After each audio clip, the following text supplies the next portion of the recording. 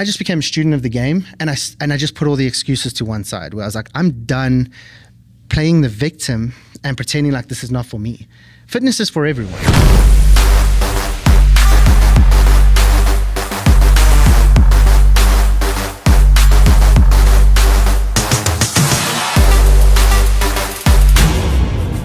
Hey Nate, you've ever noticed those guys in the gym who've been there for like 12 months and nothing changes? They're still skinny fat, their physique's exactly the same.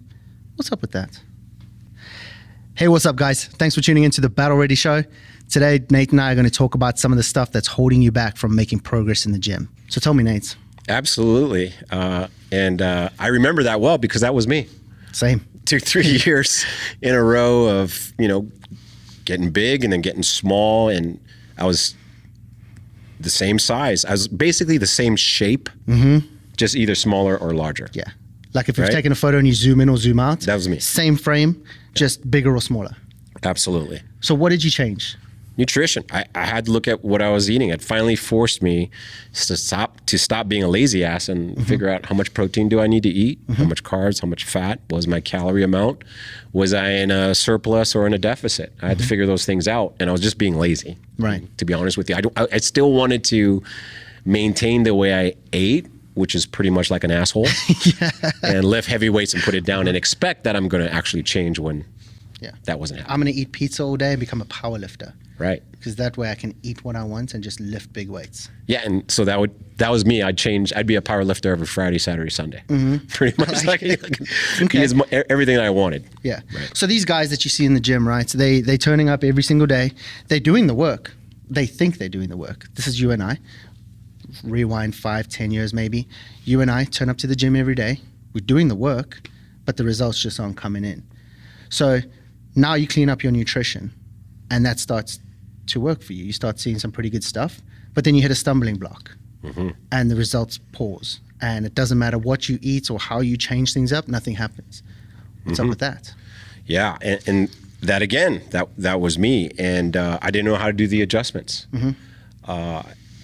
And more than likely, this was probably the biggest factor. My precision was off.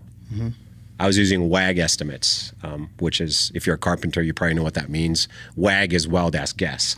So I would look down and say, oh yeah, that's about 12 ounces or 8 ounces or 4 ounces of this or that. And I'd pick at food, but not log that. And so those factors kind of never got me to where I was. So what I needed to do is actually increase my level of precision. I'd weigh my food now. I'm using measuring cups. And interestingly enough, I broke through those plateaus and went on to the next level. So that's basically, I needed more precision. Okay. What about you? For me, very similar. I had this huge resistance to tracking food. I just thought it was such a pain in the ass, and I just didn't want to do it.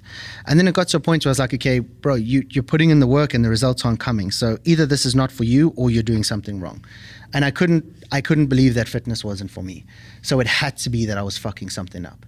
And then I got to the point where I was like, okay, cool. Well, let's just remove all the barriers. Let's figure out what it is. So let's start tracking food, drinking more water.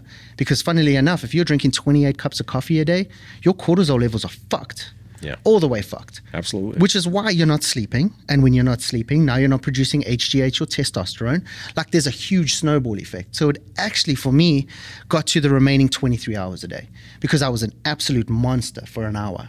But that remaining 23 was a fucking joke. And my body was a representation of that. So I had to start looking at it from a different perspective. Like, okay, cool. Well, my sleep sucks. My cortisol levels are shot. My stress is through the roof. Like literally losing hair because I was so stressed out. What am I going to do to start fixing that? Okay, well, I don't need to drink 28 cups of coffee a day. How about we cut the coffee in half and add water to the equation? Stop drinking all the energy drinks and drink some water. Like, magic, right? So for me, it was the remaining 23 hours a day. And then I stopped doing the cookie cutter shit as well. I was the guy who would just buy all these online programs. Like I literally have a OneDrive folder, and I think I've got about 100 programs in there where I just spent money because I didn't want to do the work. So I was like, well, if I buy the next best program, that's the answer. So I just bought all these programs and none of them were working because I wasn't working. So stopped doing the cookie cutter thing, started actually like learning a little bit about mechanics of the body. And then things started to just click. And once you start learning how to cook, it's a game changer. You can't DoorDash every meal. That's not the one. Things started to kind of fall into play and really start like taking effect for me. And then I learned what I like and what I don't like, what works, what doesn't work, what my body responds well to, what it doesn't. And I just became a student of the game, started tracking shit. When I eat sweet potato, how do I feel? When I eat rice, how do I feel? Red skin potato. Oh my God, I feel amazing when I eat red skin potato. Fucking bring all the red skin potato. Let's go. Similar stuff. So I just became a student of the game, and I just put all the excuses to one side, where I was like, I'm done playing the victim and pretending like this is not for me. Fitness is for everyone. Like whether you've got good genetics or bad genetics, doesn't matter. You can still be in shape. Can you stand on the Olympia stage? Fuck no. That's genetics. But there's no one on this planet that can say I'm a fat fuck and it's because of my genetics. Like, no, that's your choices. It's two different, very different. You mean there's parts. no big bone people? No such thing? Bro, I've got big bones. Look at these fucking wrists. That's a big bone. But I'm still not a fat fuck anymore. I was very good at it. But like, okay, bones is a part of it, but at some point it's got to get beyond that and like get out of your own way. So I guess now let's pivot this into like what you do as a coach for Battle Ready, because you are talking to Byron 1.0, Nate 1.0. All of the excuses, all of the barriers, all of the resistance is there. What are you doing to kind of help them see that they're the makers of their own destiny, they are their own worst enemy, and they are their own problem, but they're also their solution? Like, how are you kind of coaching them through that? Yeah, I mean, the first thing you need to do if someone's just coming in directly is develop the habits, right? So we give them a couple of daily habits that they need to do. You start to track your food, you do your workouts. And we want to develop that consistency first and then start the optimization later. I think right now there's somewhat of a trend. Everybody wants to be straight into optimization before developing the habits necessary to maintain that. And that's why so many people start things and stop, because they want to be good so fast that that's not sustainable. It's not going to happen that way. It's like going from hero to zero. It just doesn't happen. So you mean I can't just crash diet my way to six-pack abs? No. Shit. That's not how I got fat in the past. Slowly but surely, I was adding all this food, I was overeating, and slowly but surely over years, when I got to 240 pounds, that didn't happen overnight. It took years of me, maybe 10 pounds a couple of months, 10 pounds another couple of months. And so the expectation as we start coaching the men on Battle Ready is, hey, this is a lifestyle change, but let's start making it sustainable long-term so you can continue down this path and we don't burn out. Right. So habits first. Track food, let's increase the IQ, the fitness IQ, the nutrition IQ. And slowly but surely, as we get through a couple of weeks, for example, if you're coaching with us, the number one standard, by 1 week, you should have your nutrition dialed. You should be able to hit your calories, hit your protein, and the rest of the stuff. Yeah. If you can't do that, you don't want it bad enough. Yeah. And I can't want it more than you. You have to want this. Agreed. Because if I attach, hey, if you do it, in a week, I'll give you $15 million. I guarantee you everyone's going to do it. All day. They'll take 15 minutes, they'll figure it out. It's possible. It's really that simple. So that's how we start. We start out with just let's develop some consistency, do the workouts, nutrition habits, and we start to optimize after that. Okay, so let's say someone thinks you're full of shit and they're doing the yo-yo diet thing. So they get shredded, then they get fat, then they get shredded, then they get shredded. Let's talk about the damage that does to your psyche, your overall self-esteem and things like that. Because I've been that guy.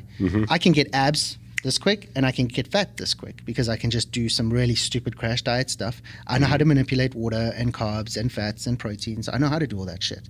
So let's talk about the fact that, yeah, you can do it slow and steady and build a track record that ultimately bleeds into other areas of your life. Or you can half-ass it like what most people do, go for the quick fix, but then what's the damaging effect of that on the back end? Yeah, you're messing with hormones now. So you can only do that so many times. And the biggest reason that I've done that in the past a few times is you're more married to the result than the process. Agreed. And that's why you keep yo-yoing. You don't fully understand that this is going to be sometimes ugly because it's behavior change. You might have to edit some relationships, not just with people, but certain places and things. And you're just going to have to put those a little bit away, because if you don't, the reason why you yo-yo, and I've done it too, is you're still carrying the bricks from the past. So you end up building the same house. Right. You got to get rid of them or move them away. Now, is it going to happen overnight? Like I said, no. But at some point in your fitness journey, if you're still yo-yoing, you're still carrying those bricks, and you need to let them go. Yeah. You need to build a new house. Right. And then you're destination driven rather than process driven. Absolutely. To the point where, like, I now have a different reason for waking up and training than I did 10 years ago. 10 years ago, I just wanted to look good, and I didn't really care about the consequences or the costs to it, versus now, like, wife, 2 kids. Like, I got to be around for a lot longer. I've got responsibilities. I can't just crash diet and wreck my hormones and end up in hospital and fucking kill myself. It doesn't work. I've got other things at play. So now it's about sustainability.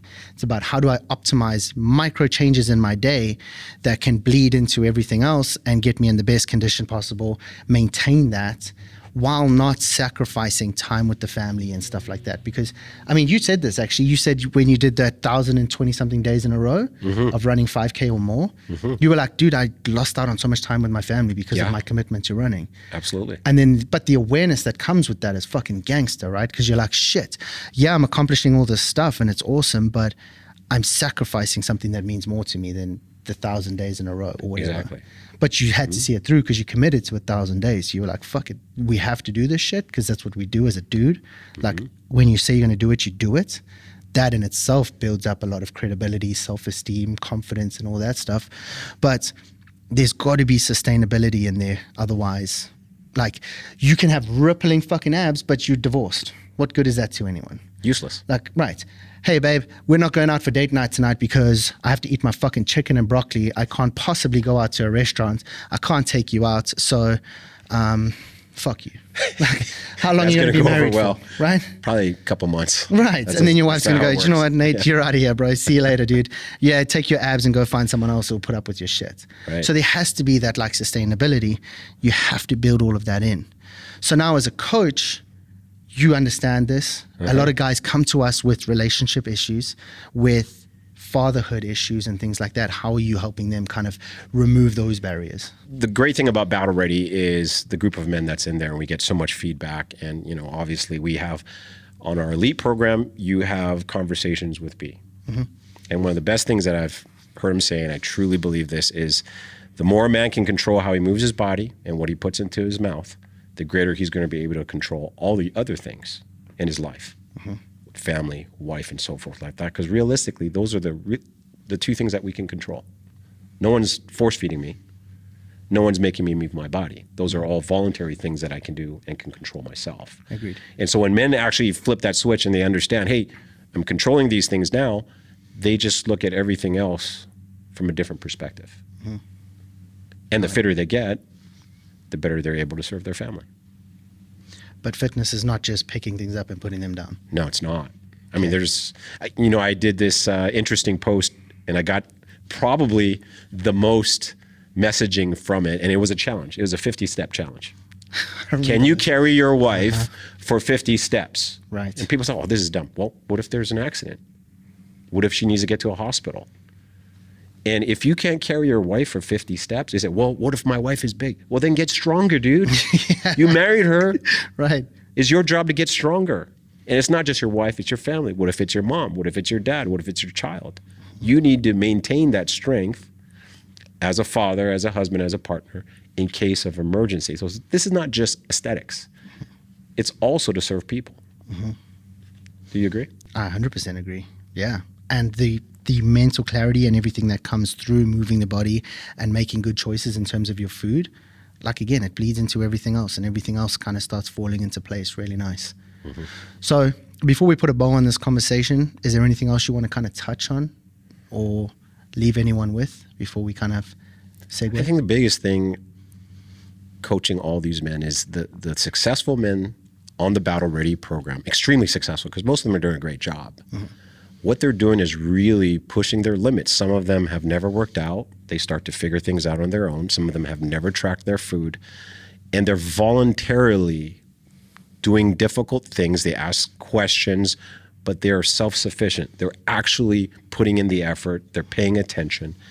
And I think that's how you get the best results, just not just with battle, but anything in life, is that you need to be invested, not only, meet, and we talked a little bit about motivation, in the past, and maybe we'll talk about that in the future, is that they're self-motivated. Right. And that's a huge difference. They're not needing a quote. They just go do it. They understand that motivation comes from doing the work. Right. Agreed, 100%. And understanding that you become a student of the game. Like, it's not just, I can pick up that weight and put it down, so now I'm going to get fit.